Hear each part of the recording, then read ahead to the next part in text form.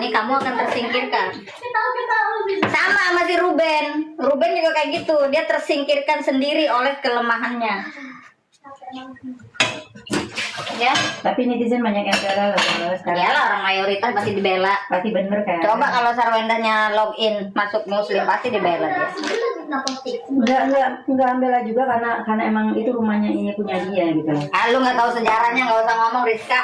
Kalau saya dipanggil oma atau apalah ya sebutan untuk wanita lah. Oma itu kan sebutan untuk wanita tua ya, oma ya, nenek ya. Terus saya mikir apa anak saya ya, misalkan papamu oma ya kan.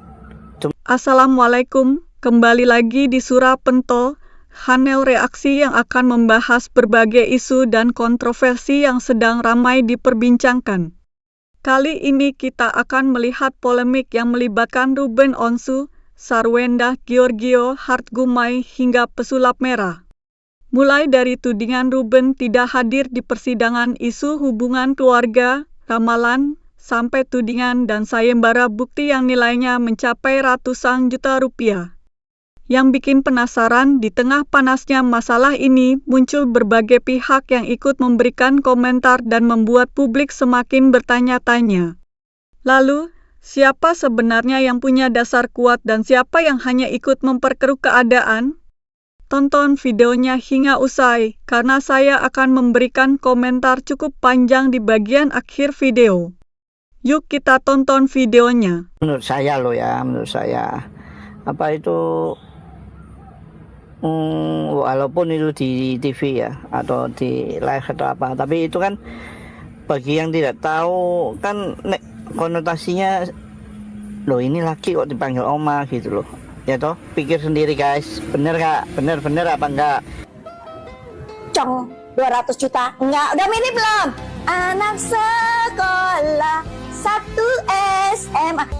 Kami seluruh netizen memutuskan untuk membuat petisi ganti ayah.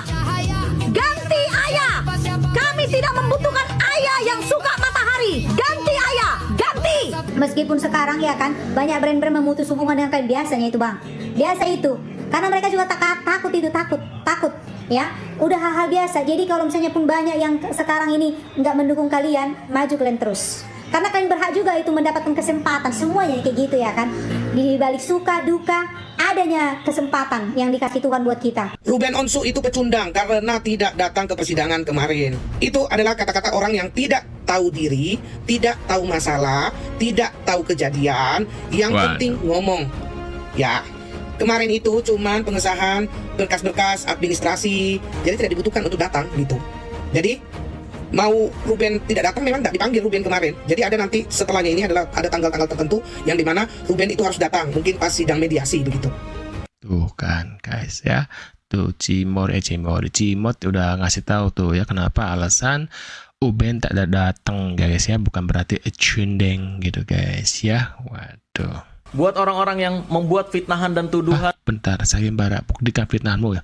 Satu bukti, wah tuh 100 juta cash kayak saya. Buktikan fitnahanmu tuh guys. Waduh, gimana guys ya? Kita lihat ya. Pesulap merah cuci tangan, pesulap merah panik, pesulap merah berubah-ubah informasinya dan semacamnya.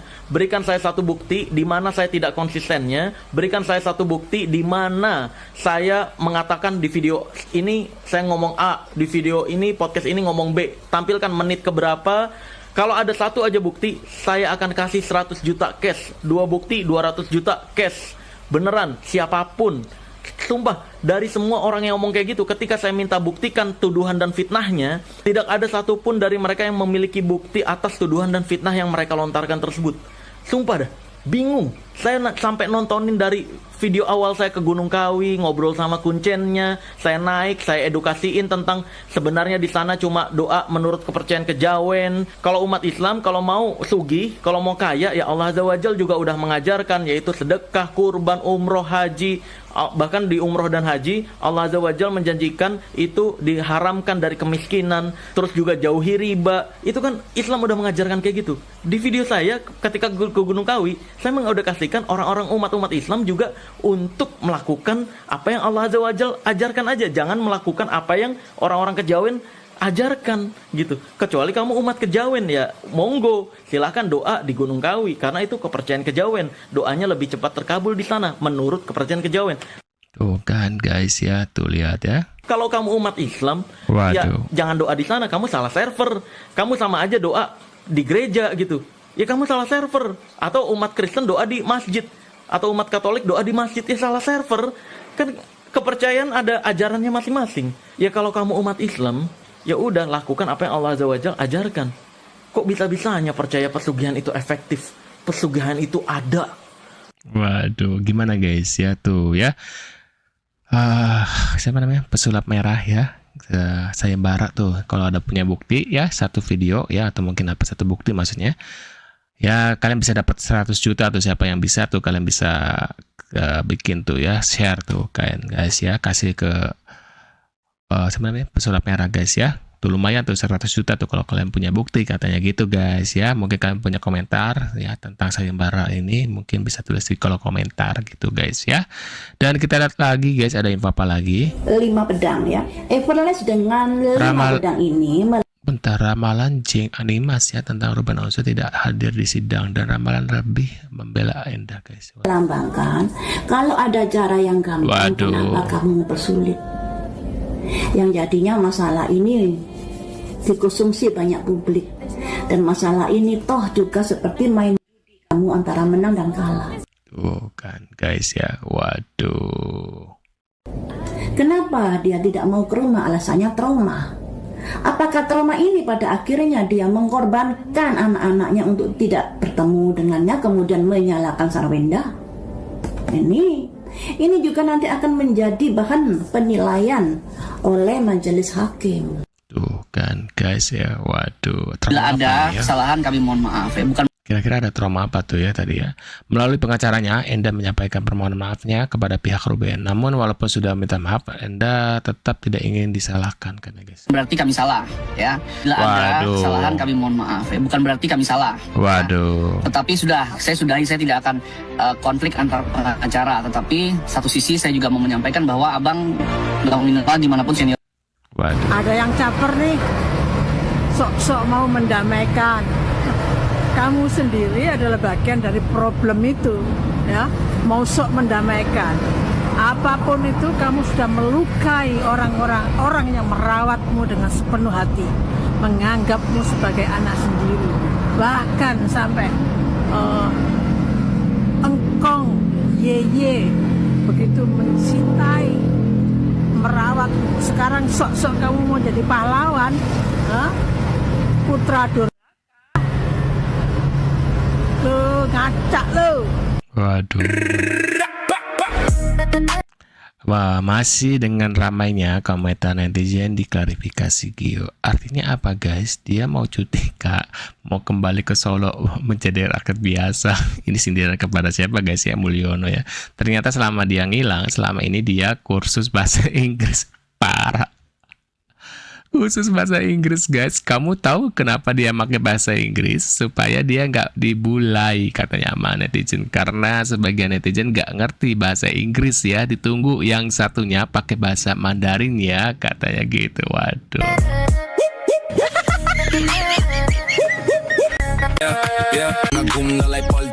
Waduh. Kamu akan mengambil langkah hukum.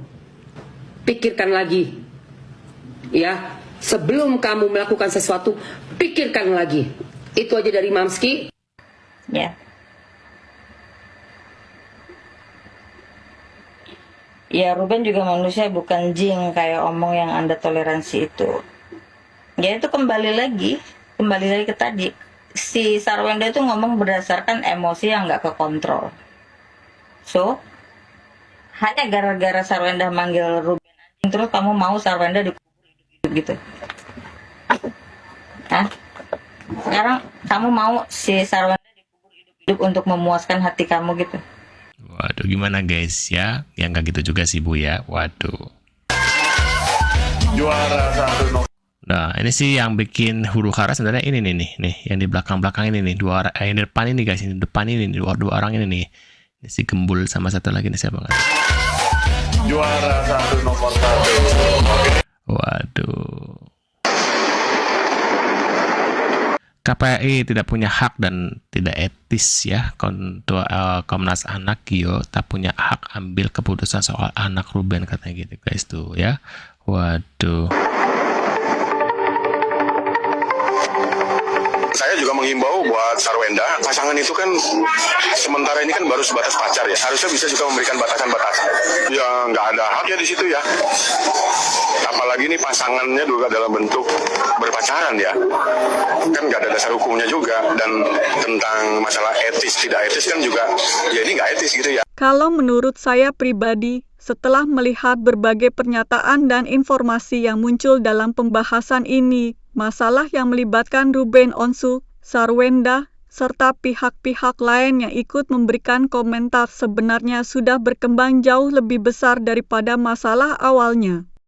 Yang awalnya mungkin hanya berkaitan dengan persoalan keluarga, hubungan antara orang tua dan anak, serta proses hukum akhirnya melebar kemana-mana. Ada yang membahas persidangan, ada yang membahas trauma, ada yang membahas pasangan baru, ada yang membahas keluarga besar, bahkan ada juga yang ikut membawa-bawa ramalan dan pernyataan dari pihak lain. Menurut saya, inilah yang membuat publik semakin bingung. Karena semakin banyak orang yang berbicara, semakin banyak pula versi cerita yang muncul. Saya pribadi melihat bahwa dalam konflik keluarga, terutama ketika sudah melibatkan anak-anak, seharusnya semua pihak benar-benar berhati-hati dalam berbicara. Karena yang menjadi korban bukan hanya pihak yang sedang berseteru. Anak-anak juga bisa terkena dampaknya. Mereka bisa membaca komentar netizen, melihat berita, dan mendengar berbagai pernyataan dari orang-orang dewasa di sekitarnya.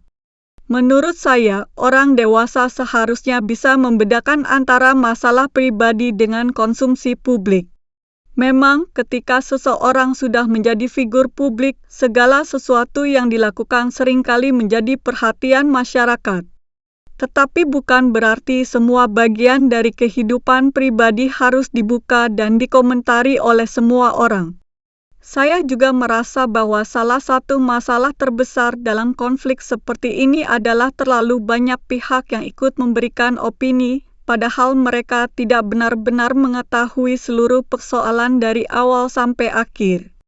Mereka mungkin hanya melihat potongan video, membaca satu berita, atau mendengar satu pernyataan, lalu langsung mengambil kesimpulan.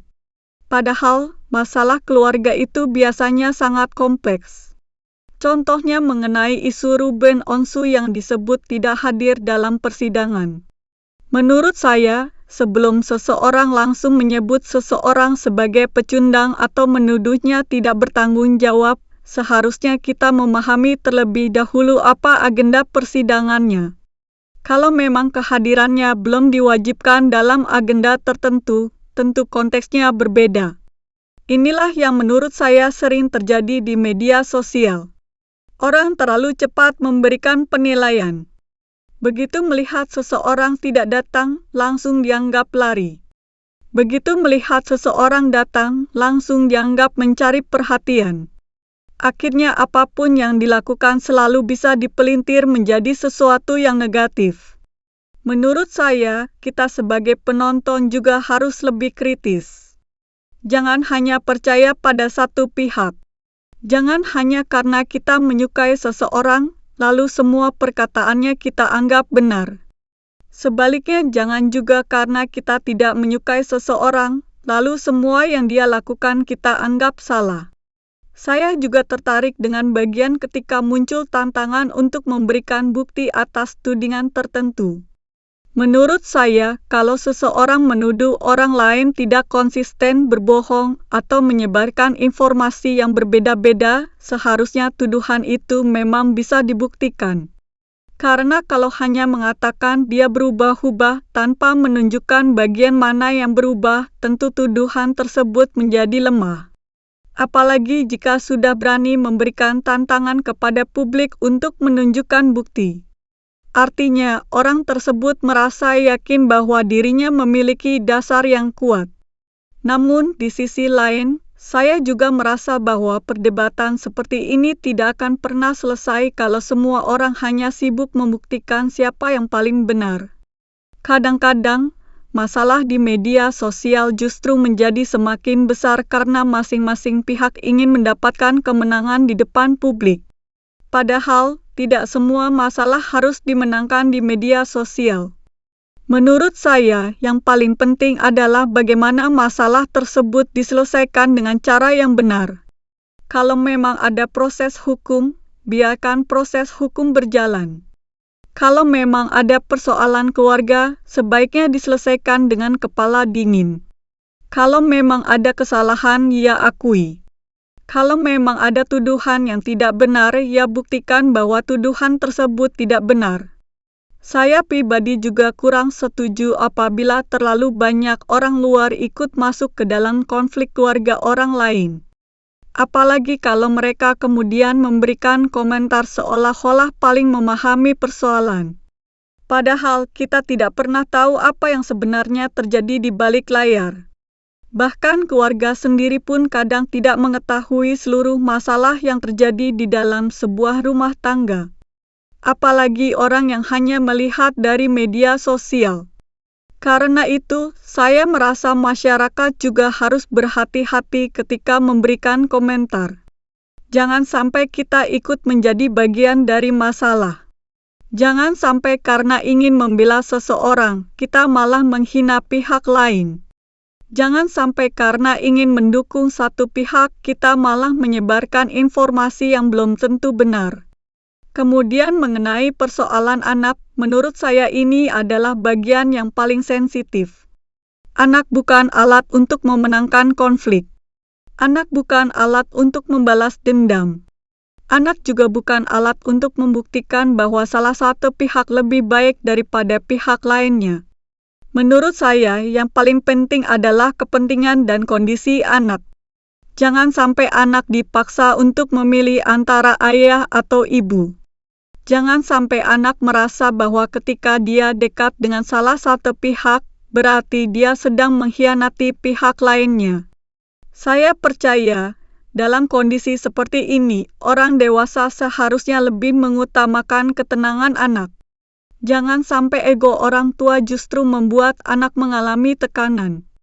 Mengenai pihak-pihak lain yang ikut memberikan komentar tentang hubungan antara orang tua dan anak, saya pribadi berpikir bahwa setiap orang memang boleh memiliki pendapat. Tetapi tetap harus ada batasannya. Kalau seseorang memang bukan orang tua biologis, bukan wali resmi, dan bukan pihak yang memiliki kewenangan hukum, maka menurut saya harus berhati-hati dalam memberikan pernyataan yang terlalu jauh. Apalagi kalau sampai terkesan mengatur atau menentukan bagaimana seorang anak harus diperlakukan. Menurut saya, niat baik sekalipun tetap harus dilakukan dengan cara yang tepat. Karena terkadang seseorang merasa sedang membantu, tetapi dari sudut pandang orang lain justru dianggap ikut campur. Saya juga melihat bahwa permasalahan ini semakin panas karena adanya komentar dari berbagai tokoh. Ada yang berbicara berdasarkan pengalaman, ada yang memberikan pendapat berdasarkan sudut pandang hukum, ada yang memberikan ramalan, dan ada pula yang memberikan komentar emosional. Semua itu akhirnya bercampur menjadi satu. Menurut saya, publik harus bisa membedakan mana fakta, mana opini, mana ramalan, dan mana sekadar komentar pribadi. Jangan semua hal dianggap sebagai fakta. Kalau seseorang mengatakan sesuatu berdasarkan pendapat pribadi, ya kita harus melihatnya sebagai pendapat. Kalau seseorang menyampaikan informasi hukum, kita harus melihat apakah ada dasar hukumnya. Kalau seseorang memberikan ramalan, ya tentu saja itu berbeda lagi dengan fakta yang bisa dibuktikan. Jangan sampai semuanya dicampur menjadi satu lalu dijadikan dasar untuk menghakimi seseorang. Dan menurut saya inilah tantangan terbesar di era media sosial. Kita hidup di zaman ketika satu potongan video bisa viral dalam hitungan jam. Satu kalimat bisa dipotong dari konteksnya. Satu pernyataan bisa disebarkan ke jutaan orang. Akhirnya orang yang sebenarnya tidak mengetahui persoalan pun ikut memberikan penghakiman. Saya sendiri merasa bahwa dalam kasus seperti ini, kita sebagai penonton sebaiknya tidak terlalu terbawa emosi. Boleh mendukung Ruben, boleh mendukung Sarwenda, boleh memiliki pendapat masing-masing. Tetapi jangan sampai dukungan tersebut membuat kita kehilangan akal sehat. Menurut saya, yang paling penting adalah menunggu informasi yang jelas dan tidak mudah percaya pada tuduhan yang belum terbukti. Karena pada akhirnya, orang-orang yang sedang terlibat dalam konflik ini adalah manusia. Mereka bisa salah, mereka bisa emosi, mereka bisa mengambil keputusan yang keliru. Tetapi kita sebagai penonton juga harus menyadari bahwa kita hanya melihat sebagian kecil dari kehidupan mereka. Jadi, kalau menurut saya pribadi, masalah ini seharusnya tidak terus-menerus diperpanjang dengan komentar dari pihak-pihak yang tidak berkaitan langsung. Kalau memang ada persoalan hukum, biarkan proses hukum berjalan. Kalau ada persoalan keluarga, semoga semua pihak bisa menemukan jalan terbaik. Dan yang paling penting, jangan sampai anak-anak menjadi korban dari konflik orang dewasa. Saya juga berharap semua pihak bisa lebih berhati-hati dalam memberikan pernyataan. Karena setiap perkataan yang disampaikan di depan publik bisa memiliki dampak yang sangat besar. Apalagi ketika yang mendengar bukan hanya orang dewasa, tetapi juga anak-anak dan keluarga dari pihak yang bersangkutan. Kalau memang ingin memberikan kritik, silakan kritik. Kalau memang ingin membela, silakan membela.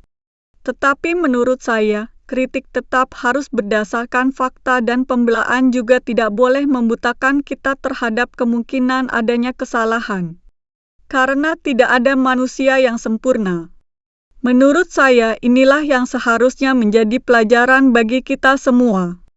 Jangan mudah menghakimi hanya berdasarkan satu video. Jangan langsung percaya hanya karena seseorang berbicara dengan sangat yakin. Dan jangan menganggap bahwa orang yang paling keras berbicara otomatis menjadi orang yang paling benar. Kebenaran tidak ditentukan oleh siapa yang paling ramai, siapa yang paling viral, atau siapa yang paling banyak mendapatkan dukungan netizen. Pada akhirnya, yang paling penting adalah fakta dan proses yang bisa dipertanggungjawabkan. Kalau saya melihat keseluruhan masalah ini, saya merasa bahwa konflik tersebut sudah terlalu banyak melibatkan emosi publik. Banyak orang akhirnya lebih sibuk berdebat mengenai siapa yang harus dibela daripada memikirkan bagaimana masalah ini bisa selesai. Padahal, menurut saya, penyelesaian seharusnya menjadi tujuan utama.